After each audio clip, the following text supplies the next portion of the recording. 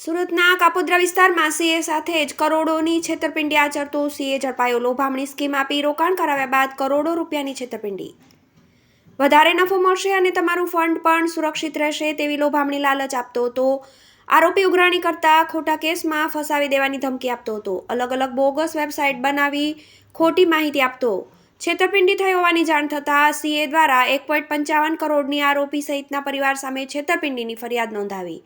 પોલીસે આરોપી માર્શલ કનુ સરખેદીની ધરપકડ કરી। છેતરપિંડીનો આંકડો 25 કરોડે પહોંચે તેવું અનુમાન। 35થી વધુ સીએ સહિત 100થી વધુ લોકો સાથે છેતરપિંડી કરી હોવાની શક્યતા। ભોગ બનેલાઓને કાપોદ્રા પોલીસનો સંપર્ક કરવા અપીલ।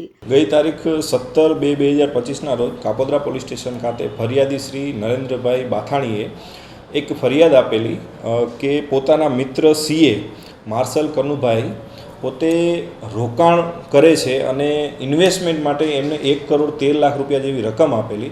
એમાંથી 35 લાખ રૂપિયા એણે પરત આપેલા અને એક ખોટી વેબસાઇટમાં ખોટા આંકડા દેખાડી અને તેની સાથે છેતરપિંડી કરેલી છે। ફરિયાદ કાપોદ્રા પોલીસ સ્ટેશને દાખલ થઈ।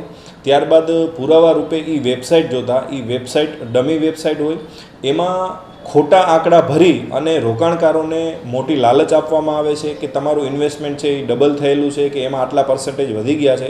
ખરેખર એ પોતે જ આ એક્સેલ શીટ બનાવી અને આંકડા ભરતા હોય અને ફરિયાદીનું મૂળ રોકાણ પોતે ક્યાં નાખેલ છે, કઈ જગ્યાએ વાપરેલ છે એ ફરિયાદીને જણાવતા ન હોય, ફરિયાદી પરત પૈસા માગતા આ સમગ્ર હકીકત સામે આવેલ છે।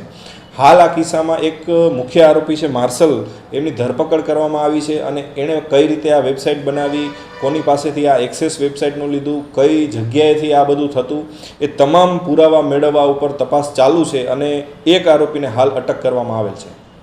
આમાં વધુ જે ભોગ બનેલા છે એ આવી શકે એવું અને આંકડો કઈ વધી શકે એવું? જી બિલકુલ, આ સમગ્ર તપાસ દરમિયાન એવું પણ જાણવા મળેલ છે કે આ જે ફરિયાદી છે એના જેવા અનેક લોકો આ વ્યક્તિ દ્વારા છેતરાયા છે અને એ લોકોની પણ અમે શોધખોળ કરીએ છીએ અને અપીલ પણ કરીએ છીએ કે આ વ્યક્તિએ જો કોઈ એવી તમને રોકાણની લાલચ આપી અને તમારા પૈસાનો ફ્રોડ થયેલો હોય તો કાપોદ્રા પોલીસ સ્ટેશનનો સંપર્ક જરૂરથી કરવો। Arvind Rathod, GTV news, Surat.